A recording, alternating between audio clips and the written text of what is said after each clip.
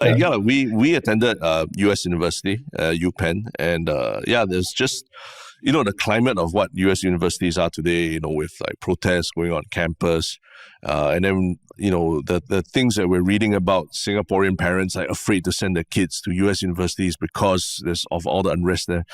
Then I'm like, wow, but this has been going on in the U.S. universities for the longest time ever, when you think back on those days of your youth in the U.S. university and all, tell us a little bit about like what the climate was back then. That would be like what we say, like a bit shocking to people today, like how would it lead to students feeling very motivated and ready to take to the streets and act. Okay. On the serious side, and I think it is true that the U.S. campuses have not seen anything since the Vietnam War period, and basically it's largely what's happening in Gaza, right? That has infuriated so many people because of the gross injustices and also the hypocrisy of the U.S. itself. But this is just a shadow of what happened, because no American kid is getting killed because of Gaza. It's just the American support of something that even the international courts have actually said is a war crime, and the American hypocrisy that everybody has seen that's infuriated a lot of younger people. But if you go back, and this had to take you back in history a little bit, I'm a member of this ever-aging or increasingly aging baby boomer generation. Right. But if you look at it, baby boomers were born just after the war. We were the largest cohort. And we came about at a time when, after the war, with the sexual revolution, so to speak, people coming out, and the hippies on one end, and political activists on the other end. But they were young people who finally came of age after the World War II period, which their parents experienced severe austerity and so on. So the baby boomer generation, I think, around the world was united by idealism about democracy, justice, and so on. So if you look back, you had the quasi-revolution, 1956 in Hungary. You had the Prague Spring in 1968. You had a lot of student riots and revolutions in France and elsewhere, all in the late 60s, because that's when my generation came of age. We were in our late teens to early 20s. Then in the U.S. itself, the Vietnam War was raging. It was getting worse and worse. I arrived in Stanford University on the same day that the so-called incident Kent State occurred. And that was when students were actually killed on campus. So you could imagine the campus uproar. And it was many times more than today, because Americans were getting killed in the Vietnam War. And I arrived there. If I were a good young Singaporean in a very safe place in Singapore, where the leadership had basically said that if we did not support South Vietnam, the whole idea of the domino theory, right? Everybody in Southeast Asia believed that if they did not support America and if North Vietnam was not vanquished, you would have a domino theory. Of course, having been educated in Thailand, most people in Thailand realized that domino theory wouldn't work, because the Vietnamese troops would just get stopped by the Bangkok traffic and they wouldn't be able to get anywhere.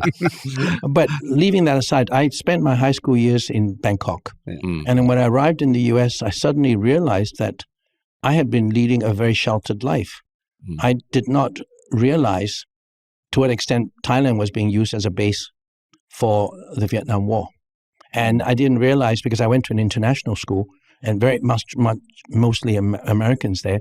And I had friends, one very good friend in particular, who committed suicide because his father was an Air Force officer who died in Vietnam. And in my last year in high school, we had the infamous fame of being the school the one high school in the world with the highest overdose rates. Because there was so much drug abuse going on, because kids' parents were being killed in Vietnam. These are the kids of officers, because only officers are an age where they have children. And so I grew up in a very tumultuous period, And when I went to, and I imbibed all the American military propaganda. But when I went to America and saw that things were actually quite different, and I began to truly believe that the war between North and South was a war of nationalism and a war of reunification rather than the Vietnamese Communist Party wanting to take over South Vietnam and then take over Thailand and so on. The whole domino theory, I didn't believe anymore. And that led me to start thinking that I should not be in favor of this war. And I was much more leftist at that time. I told my parents that if I ever got any inheritance from them, I'd just donate it away, and I didn't want any wealth, which thankfully they were smart enough to not give me anything. but yeah, that was a context in which I took part in anti-war demonstrations. But the real irony is I didn't get thrown out of jail at all because of anti-war activities. That's the supreme irony. So when you look back at that, basically, like from what I heard you say, you grew up in a very tumultuous period. You went to the US and you had your own opinions that you wanted to stand for, that, you know, you joined this protest. So, this day and age when the protest word in Singapore, I mean, it's always been a very taboo topic. Do you think looking back, like that was an important chapter in your life that really shaped you? Like, standing up for something you believed in at that point in time, which even now you look back, maybe... Yes. Yeah. Like, how did that shape you? I know one thing you said about being thrown into detainment, it made you appreciate the ability to study. It gave you... Well, that's more like a joke than anything else. Okay. I was a terrible student. I mean, I was really a good student in Stanford. When I came back here, I didn't study at all because I had to repeat from year one, which was kind of stupid. And in those days, before LKY said that if he had a choice, he would send his kids to American universities. If you went to Harvard or Cambridge or Stanford, and I went to Stanford, and you transferred, there's no such thing as a transfer. You could only transfer if you were from an Oxbridge or UK university. There was absolutely no recognition of US universities, even though the textbooks I had been studying in NUS were actually written by many of my professors at Stanford, but there was no such thing. So I had to start all over as year one. I see. And I was so bored out of my life, I started writing as a journalist, and that got me into trouble. So I'd never been a good student in NUS, but since I went to jail, and since after I confessed, they allowed me to have textbooks, then I sat for the second year, although I was 25 years old already, I sat for the second year, and I basically aced it. I got the top of my class. Simply because, the moral of the story is very simple. If you're a parent and you want your kid to do well, send the kid to detention. Get him to be arrested by SA, and then they'll do well. But like going back to my original question, like how did that shape you as you look back onto your life? Like standing up for what you believed in. It did get you into I have always, maybe because of my parents who were both in their own younger selves, were very politically active in China.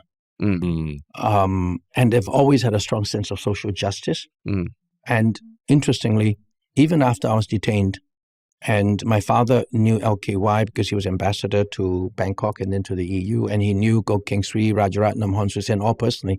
So you would have thought that they would have been very ashamed of me, that typical parents, you bring shame to me. They never basically scolded me. They simply said, you have to do in life what you believe in, and we'll always support you. So I have never been ashamed for why I was detained. I would be ashamed if I was arrested for anything that had to do with moral turpitude. But I had my views. I don't think I was a danger to Singapore, and I do not think I should have been arrested. But I've never borne, and I've said this many times, I've never borne LKY any grudge, because I think he did it for what he thought was for the best of Singapore. And I think he was wrong. But many of us as CEOs have done things in retrospect, like firing somebody, then you realize, oh, maybe you shouldn't have fired that person. But in the moment, how do you know what is right and wrong as long as you're completely selfless? And that's where I think LKY was always totally selfless. His grab on power was, and he was pretty authoritarian, was always not for the propagation of his own personal wealth. It was for what he thought Singapore needed. So I've never borne him a grudge. But if I look back on my own life now, I would say I bear no shame for anything I've done. But I think I did not need to necessarily have been that headstrong. I could have done things. I could have still stood up for what I believed without getting thrown out of Stanford, without being jailed.